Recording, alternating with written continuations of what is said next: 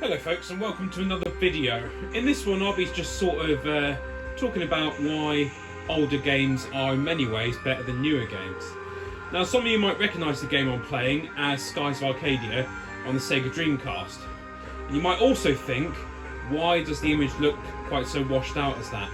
Well, this is one of only a few Sega Dreamcast games that don't support VGA mode, hence the image is nowhere near as clean and clear as it could be.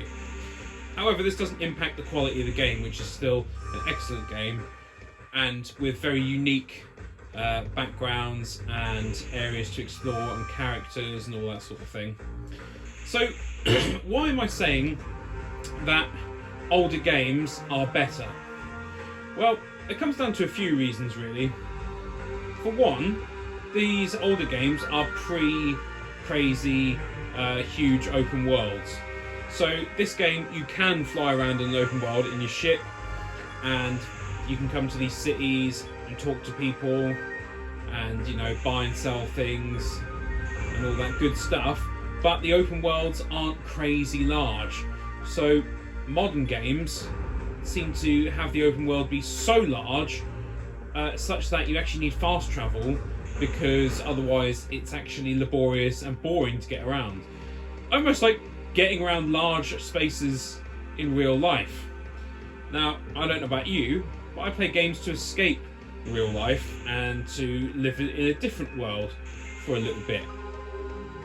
So I do like an open world, but an open world that is so enormous that you actually can't traverse it normally without basically using fast travel for everything is really kind of boring to me.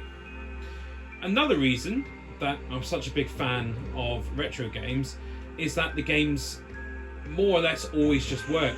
You put them in and there's no patches, there's no rubbish, there's none of that. You just put the game in and it just works. Modern games, you stick them in your console and you need to do updates and whatnot on them before they'll do anything at all.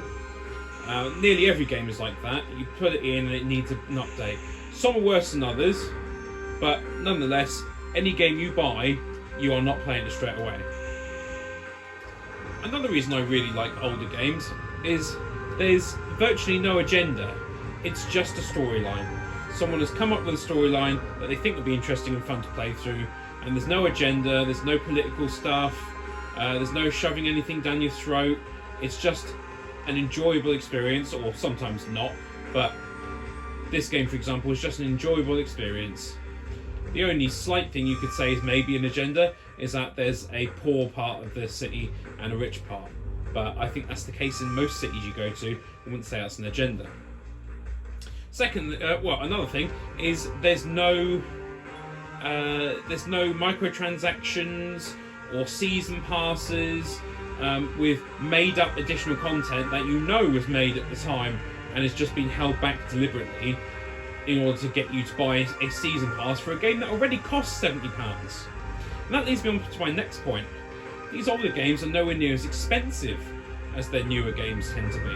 The newer games tend to be going for around £70, and then they don't work properly, or they're pushing an agenda on you, or they then want you to buy a season pass, or in the case of particularly egregious microtransactions in Assassin's Creed, they actually make the game laborious and boring to play, such that you have to pay to complete the side quests quicker. Well, I don't know about you, but that seems kind of rubbish to me, and kind of predatory, in all honesty. The next bit that I would say older games are better at is actually just being interesting. Newer games have sort of settled into this real boring thing of just everything's a sequel and no risks are taken anymore. And I understand that to a point, because newer games actually cost a ton of money to make, but part of the reason they cost a ton of money to make is because they're putting things in that we don't need. You're, for example, doing motion cap and hiring proper celebrities to do these voice acting, and it costs a ton of money, and I wouldn't have said it was necessarily worth it a lot of the time. It's nice to have, but it's costing tons of money, to the point where games like Dragon Age Fail God, which deserves to fail, the budget was about 400 million for that. including marketing, I believe. And they have recouped, I don't know, what, 75, 100 million all in? I mean, that's a lot of money, but when you're talking about that you spent 400 million, that's a massive loss. And absolutely unnecessary. He's tired. So these older games were a lot more interesting, oftentimes. And another benefit to the older games, not so much with Dreamcast games, because, you know, it was technically a failed console, so some of these games are pretty expensive to get. But if you're talking PlayStation 3, PlayStation 3 is largely pre-microtransaction rubbish, largely pre-woke, pre-political agendas and whatnot, and yet you can purchase some of those games for as little as £5 or £6, and you still get an excellent gaming experience. Okay, it's 30 FPS most of the time, and maybe the graphics aren't the best, but do you know what I've come to realise? The graphics aren't absolutely everything. You can have games that look really, really good, and I'll use the new Intergalactic as a sort of example of that. That will, I've no doubt, that will be a very good looking game.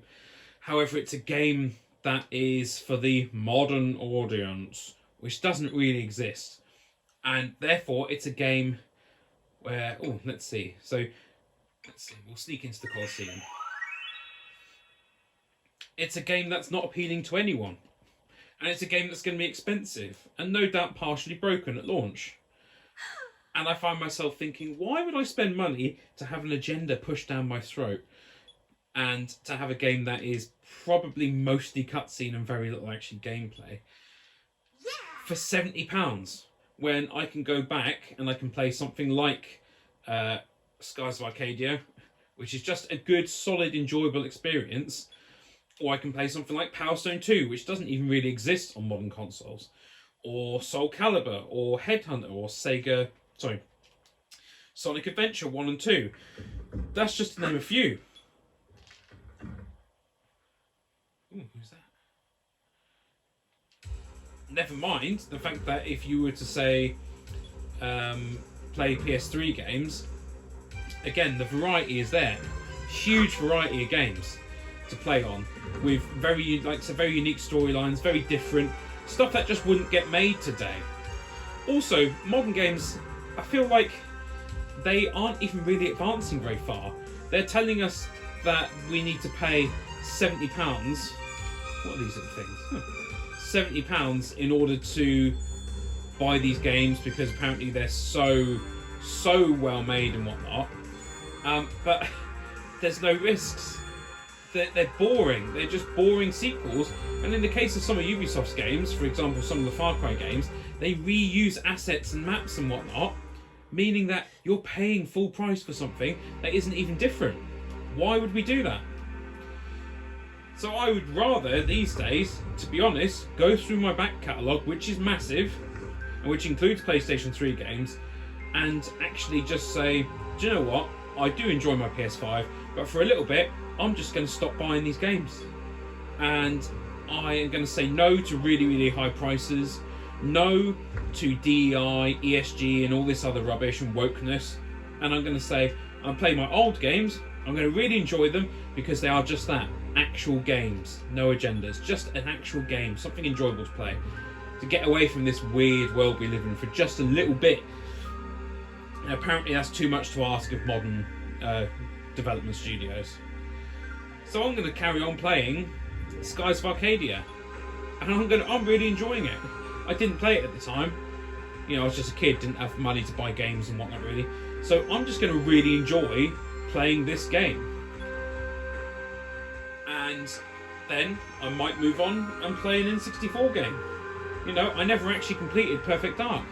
Perhaps I'll play that. And then I'll move on, maybe play a PS3 game. And then, do you know what?